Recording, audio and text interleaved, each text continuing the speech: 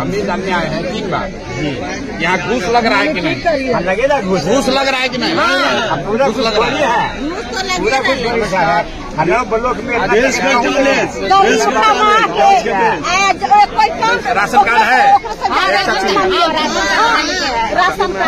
Ration card में कै kilo अनाज मिल रहा है? 4 की 5? 1 किलो चोरी कर रहा है। 4 किलो मिल रहा है।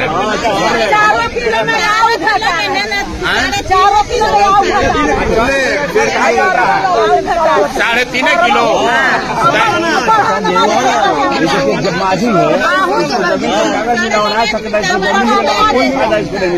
आपको जो जमीन 11 में लिखा हुआ है, 11 में है लिखा हुआ कि 11 में आपको जमीन मिल गया, आज तक नहीं मिला है।